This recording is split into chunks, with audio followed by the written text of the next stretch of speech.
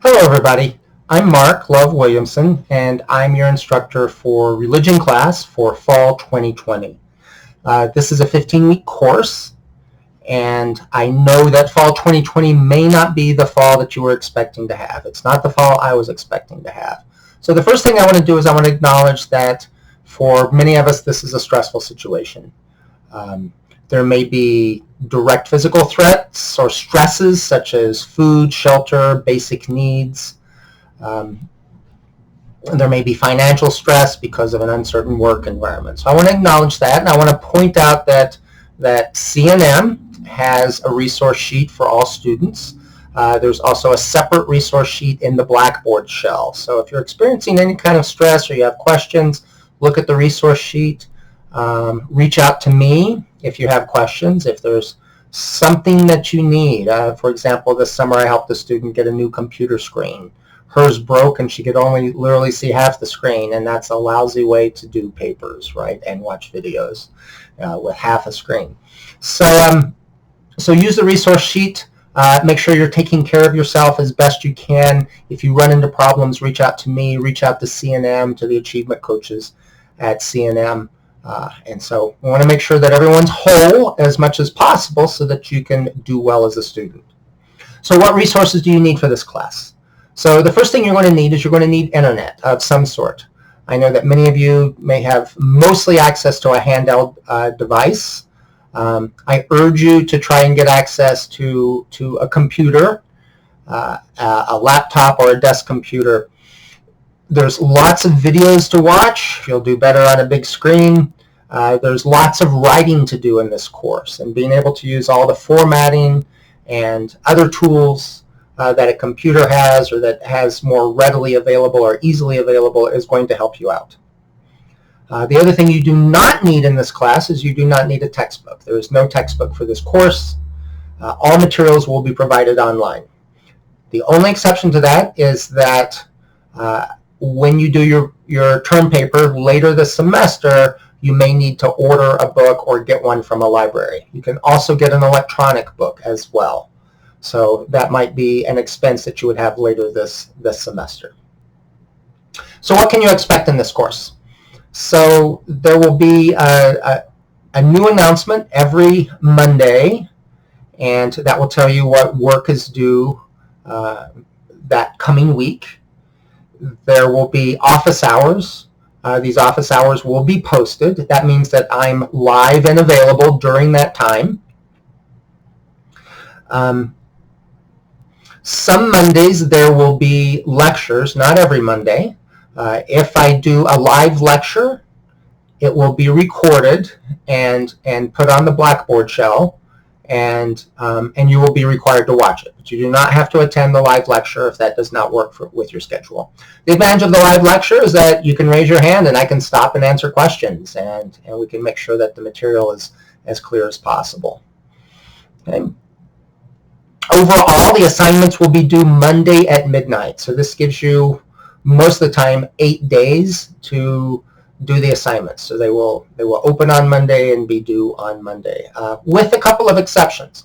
Those exceptions are listed on the syllabus and in the announcements.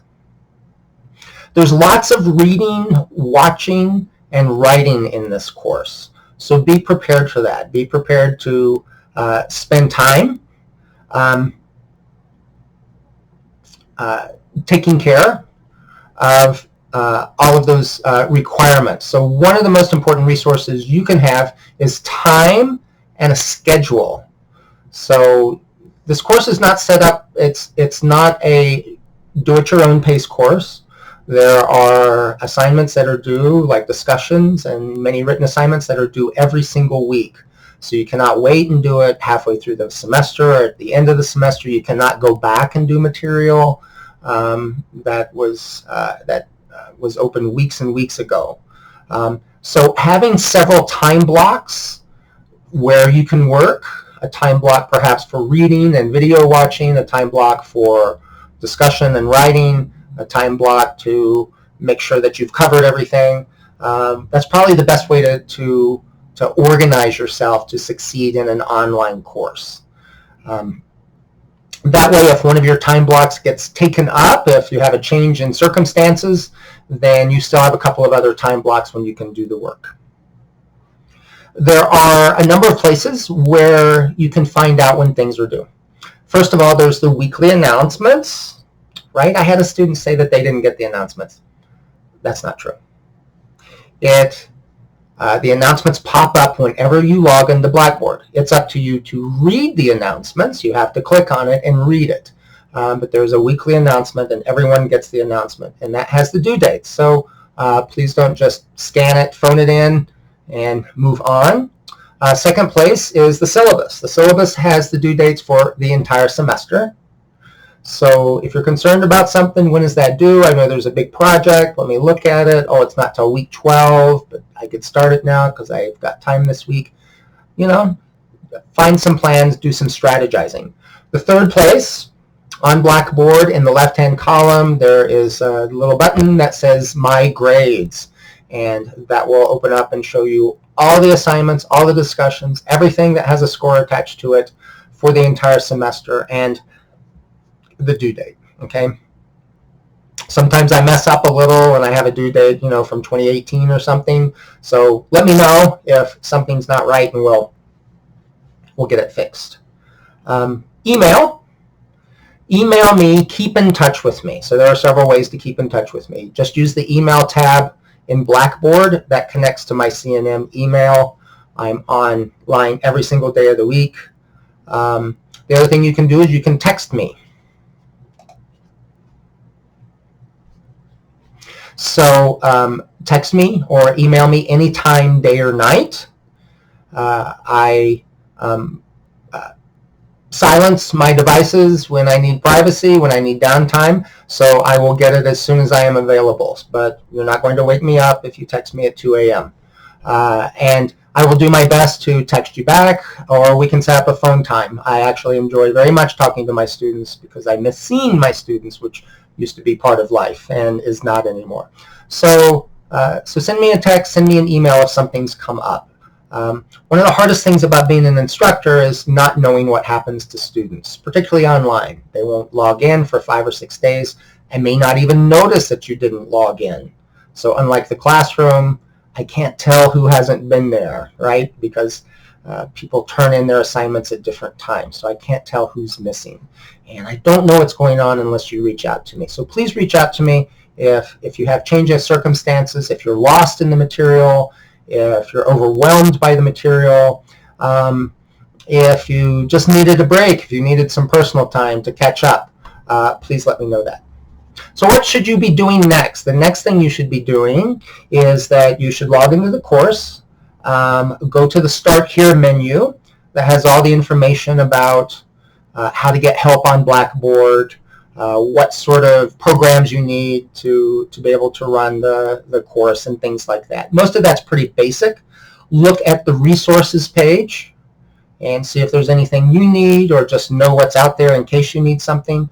All of this information I'm giving you right now will be on a separate page called How to Succeed. So look at that page too and make sure that you know know what the basics are. Once you've done that, there's two things that you're going to need to do right away. One is look at the syllabus. The syllabus has all of the information about all of the assignments and due dates and number of points for the semester.